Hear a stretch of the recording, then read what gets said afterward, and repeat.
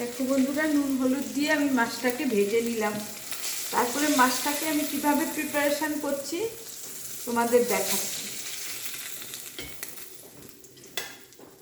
এই যে মাছটা আমি ভেজে নিয়েছি, এবার মাছে একটু আলু দেবো, আলুটাকেও ভেজে নেব। হাই ফ্রেন্ড, দেখো আমি পেঁয়াজটাকে একদম লাল করে ভেজে নিয়েছি। কড়াইতে আমি পাঁচফোড়ন ফোড়ন দিয়ে, তেজপাতা শুকনো লঙ্কা ফোড়ন দিয়ে পেঁয়াজটাকে লাল করে ভেজে নিয়েছি। এবার আমি এই বাটিটাতে জিরে হলুদ আর লঙ্কা গুলে রেখেছি, এই মশলাটা আমি এখানে দিয়ে দেবো। আলুটাকে ভেজে আমি তুলে রেখেছি, মাছটাকেও ভেজে আমি তুলে রেখেছি। দেখো ফ্রেন্ড, এবার আমি এটা দিয়ে দেবো।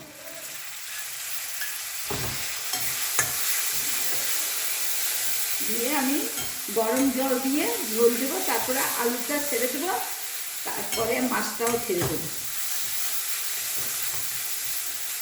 এইভাবে মাছের ঝোল করে খেতে পারো।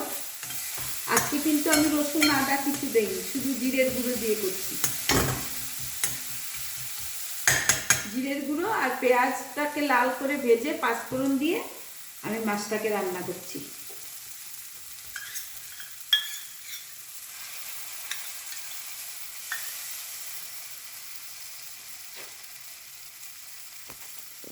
দেখো বন্ধুরা, মাছে আমি গরম জল দিয়ে দিলাম। এবার আমি আলুটা আগে ছেড়ে দিই, তারপরে মাছটা ছাড়বো। মাছটাও আমি ছেড়ে দিই।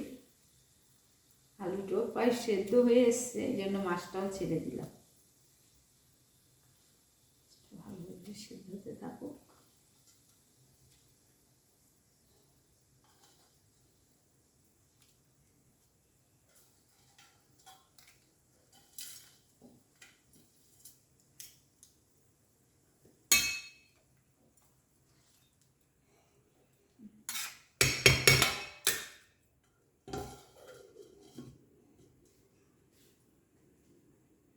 আর ফ্রেন্ড দেখো, মাছটা আমার হয়ে এসছে। আমি এরকম করে স্লাইস করে উপর থেকে টমেটোটা দিয়ে দিচ্ছি। এতে হবে কি, টমেটোটা হালকা হালকা বয়েল হবে আর ভাতে মেখে খেতে খুব ভালো লাগে মাছের সাথে।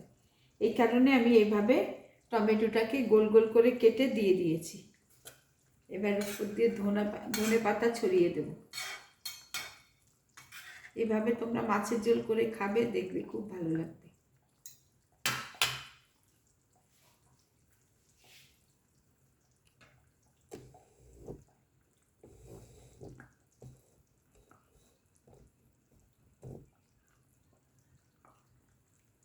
দেখো, স্লাইস করে টমেটোটা আমি এর উপরে কেটে দিয়ে দিলাম মাছের ঝোলের উপরে। হাই ফ্রেন্ড, দেখো এবার মাছের ঝোলের উপর দিয়ে আমি একটু, টমেটোটা তো স্লাইস করে দিলাম, এবার একটু ধনে পাতা দিয়ে দিচ্ছি।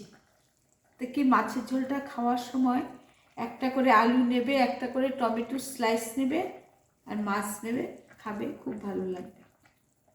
এই কারণে টমেটোটা আমি এইভাবে গোল গোল করে কেটে দিয়েছি। ভালো লাগলে লাইক কমেন্ট শেয়ার করবে, এভাবে রান্না করে খেয়ে দেখবে একদিন।